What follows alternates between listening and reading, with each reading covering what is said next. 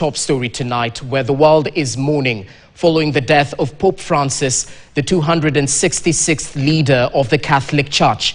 His unexpected passing at the age of 88 sent shockwaves across the globe, leaving 1.6 billion Catholics grieving. Known for his humility, compassion, and unwavering commitment to unity, Pope Francis spent his final days in quiet reflection after battling an illness.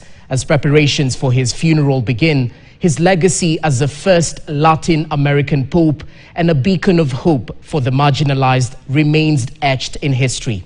Our reporter Vera Mora looks into the last days of Pope Francis and takes us through the funeral arrangements. Listen in.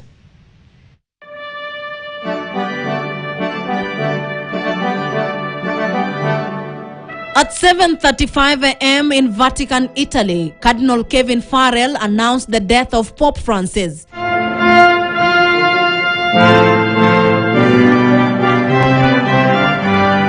The 266th Pope of the Catholic Church was no more, sending shockwaves across the world, leaving an estimated 1.6 billion Catholics mourning his death.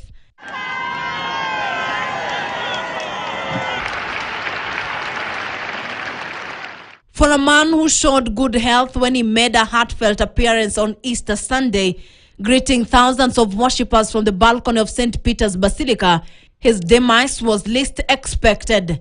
Even though his voice weakened, his speech carried a message of hope and unity. Cari fratelli e sorelle, buona Pasqua.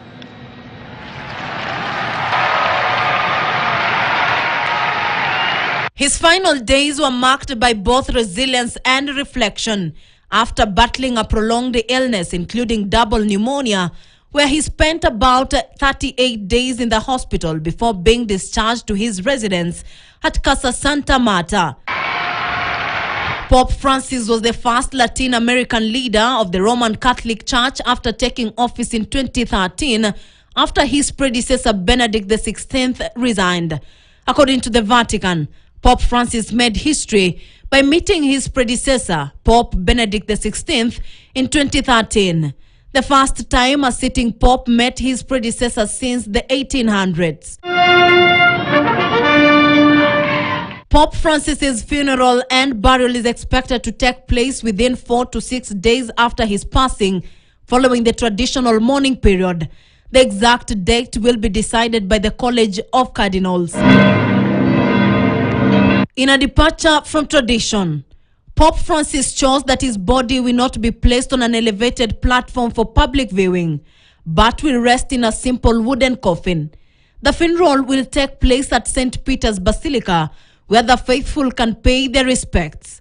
Afterwards, he will be laid to rest in the Basilica of Santa Maria, a place close to his heart due to his devotion in the Virgin Salus Poluli Romani. This marks a significant break from the usual burial in the Vatican. The process of electing a new pope, known as the Papal Conclave, typically begins 15 to 20 days after the pope's death. This allows time for the mourning period and for cardinals to gather in Rome. The conclave itself can last anywhere from a single day to several days, depending on how quickly a candidate secures the required 2/3 majority votes. A global figure of faith and compassion is gone.